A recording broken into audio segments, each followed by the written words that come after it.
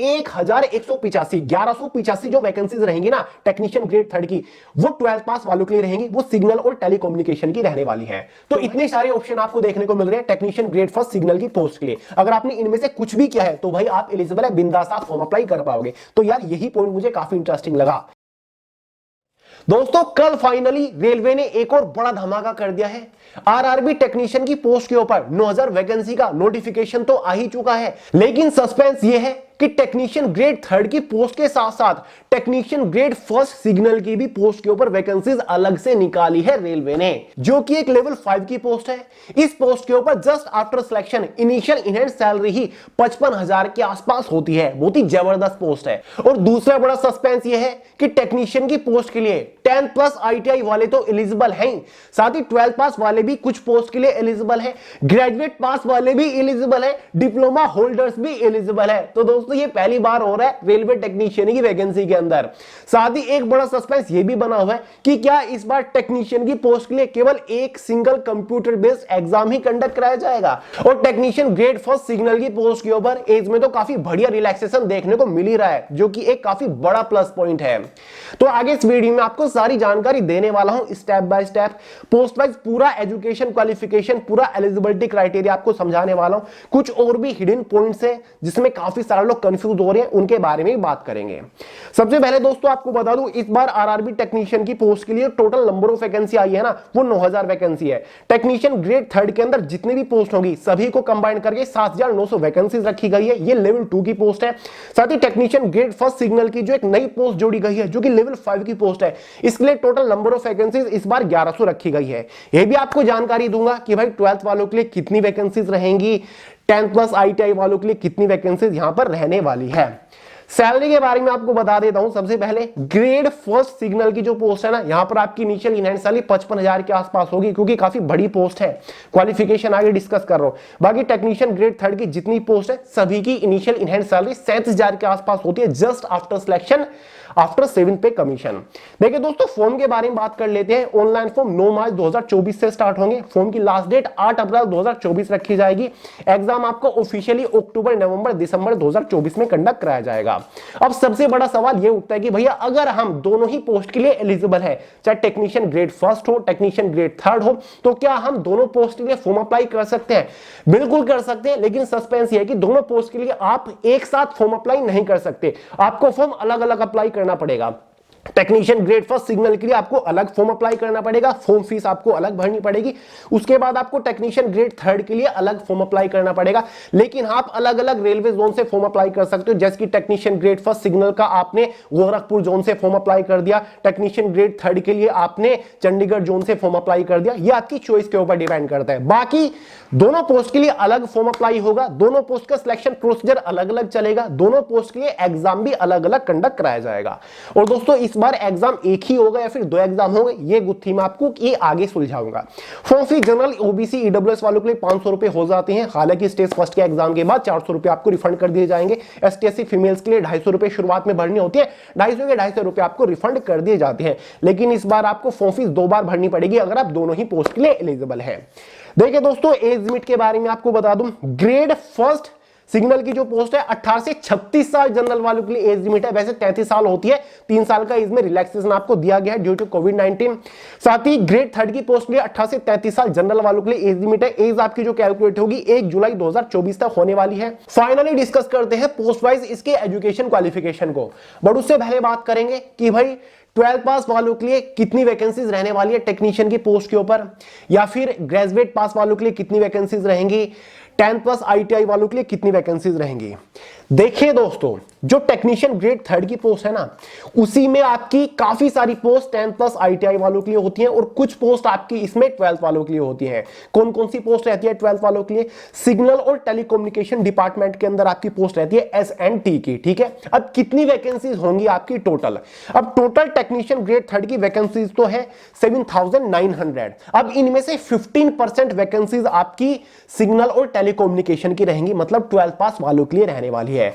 अब अराउंड अगर हम देखें 1185 जो वैकेंसीज रहेंगी ना टेक्नीशियन ग्रेड थर्ड की, वो 12th पास वालों के लिए रहेंगी, वो सिग्नल और टेलीकम्युनिकेशन की रहने वाली है। तो भाई इतनी वैकेंसीज 12th पास वालों के लिए, बाकी जितनी भी बची आपकी लगभग 6715 वैकेंसीज जो है वो आपकी 10th पास आईटीआई वालों के लिए रहने वाली है। और बाकी ग्रेजुएट वालों के लिए तो फिक्स है टेक्नीशियन ग्रेड फर्स्ट की 1100 वैकेंसीज, ये तो एकदम सटीक वैकेंसीज है। तो भाई आपको 12th वालों को केवल यहां पर 1185 वैकेंसीज देखने को मिलने वाली है, इस चीज का ध्यान रखिएगा।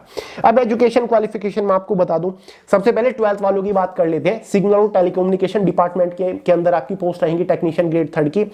अगर आपने 12th पास किया हुआ है फिजिक्स और मैथ सब्जेक्ट से, 12th में आपके पास फिजिक्स और मैथ सब्जेक्ट था, तो भाई आप एलिजिबल होते हैं, आप फॉर्म अप्लाई कर पाओगे।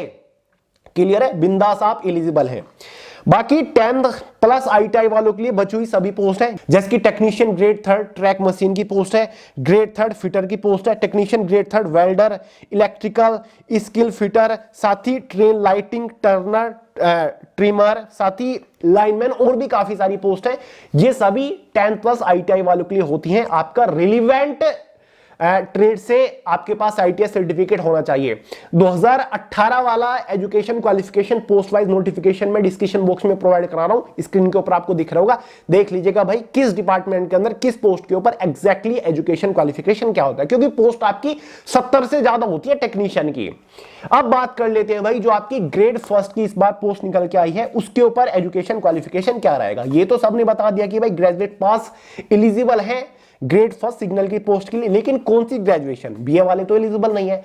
देखिए दोस्तों, अगर आपने कोई भी बैचलर डिग्री पास कर रखी है साइंस सब्जेक्ट से, तभी आप एलिजिबल होंगे। और इसमें स्ट्रीम भी है, जैसे कि आपने बीएससी वगैरह अगर कर रखी है फिजिक्स से, इलेक्ट्रॉनिक्स से, कंप्यूटर साइंस से, इंफॉर्मेशन टेक्नोलॉजी से, या फिर इंस्ट्रूमेंटेशन से, तो आप एलिजिबल हैं।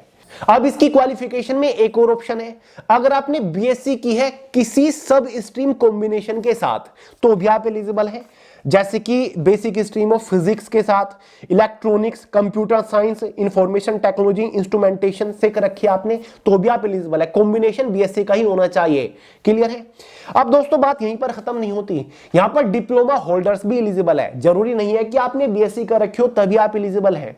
अगर आपने कोई भी डिप्लोमा किया हुआ है इन सभी स्ट्रीम से, जो कि मैंने आपको अभी बताया, physics, electronics, computer science, information technology, instrumentation, तो भी आप एलिजिबल है। मतलब पॉलिटेक्निक वगैरह अगर आपने कर रखे तो भी आप एलिजिबल हैं। साथ ही दोस्तों, अगर आपने कोई बैचलर इंजीनियरिंग कर रखी है इनमें से किसी भी स्ट्रीम से, जो कि मैंने आपको अभी बताया, तब भी आप एलिजिबल है। तो इतने सारे ऑप्शन आपको देखने को मिल रहे हैं टेक्नीशियन ग्रेड फर्स्ट सिग्नल की पोस्ट के लिए। अगर आपने इनमें से कुछ भी किया है तो भाई आप एलिजिबल है, बिंदास आप फॉर्म अप्लाई कर पाओगे। तो यार यही पॉइंट मुझे काफी इंटरेस्टिंग लगा। अब फाइनली बात कर लेते हैं सबसे बड़े सस्पेंस के बारे में, कि क्या इस बार टेक्नीशियन की पोस्ट के ऊपर केवल एक ही कंप्यूटर बेस्ड एग्जाम कंडक्ट कराया जाएगा। क्योंकि ये जो कल एम्प्लॉयमेंट न्यूज़पेपर के अंदर नोटिफिकेशन आया है ना, इसमें भी यही कहा हुआ है कि technician grade first, technician grade third की पोस्ट के लिए अलग अलग सीबीटी कंडक्ट कराए जाएंगे। सीबीटीज नहीं, सीबीटी कंडक्ट कराए जाएंगे। और इससे पहले जो टेक्नीशियन की पोस्ट के लिए एक टेंटेटिव टाइमलाइन जारी करी थी आरआरबी ने, उसमें भी क्लियर कर रखा है कि जो आपके एग्जाम कंडक्ट कराया जाएगा वो अक्टूबर, नवंबर, दिसंबर में कराया जाएगा। उसके बाद फरवरी 2025 में डॉक्यूमेंट वेरिफिकेशन के लिए बुलाया जाएगा। केवल एक ही सीबीटी के बारे में बात करी गई है, सीबीटी 2 के बारे में कोई भी जानकारी नहीं दी गई। और आपको पता होगा इससे पहले एएलपी की भी टाइमलाइन जारी करी गई थी, तो उसमें क्लियरली सीबीटी 1 और सीबीटी 2 के बारे में जानकारी दी गई थी। देखिए दोस्तों, लास्ट टाइम 2018 में एएलपी और टेक्नीशियन की वैकेंसी एक साथ निकली थी, तो मेरे हिसाब से उस टाइम पर जरूरी हो गया था इसमें 2 एग्जाम कंडक्ट कराना। लेकिन इस बार वैकेंसी सेपरेट निकली है, तो 2 एग्जाम कंडक्ट कराने की कोई खास जरूरत नहीं है। और अगर इनको 2 एग्जाम कंडक्ट कराने होते ना, तो ये गारंटीडली टेक्नीशियन ग्रेड फर्स्ट और टेक्नीशियन ग्रेड सेकंड थर्ड की पोस्ट को मर्ज कर देते, एक साथ इनको लेकर आते। जो सीबीटी फर्स्ट होता वो क्वालिफाइंग नेचर होता, दोनों पोस्ट का एक होता, उसके बाद जो सीबीटी 2 होता उसको अलग अलग करते। तो इन्होंने इस बार इन दोनों पोस्ट को अलग कर दिया है और एक एक अलग अलग एग्जाम कंडक्ट कराने के पूरे चांसेस हैं। ठीक है, तो 99% चांस है। हालांकि अभी बिल्कुल क्लियर नहीं है, जब इसका डिटेल्ड ऑफिशियल नोटिफिकेशन आएगा उसे में ही पता चलेगा। बाकी फिलहाल ये चीजें कही जा रही है। लेकिन आप तैयारी में क्यों कमी छोड़ रहे हो? एग्जाम पैटर्न तो वही आपका रहेगा।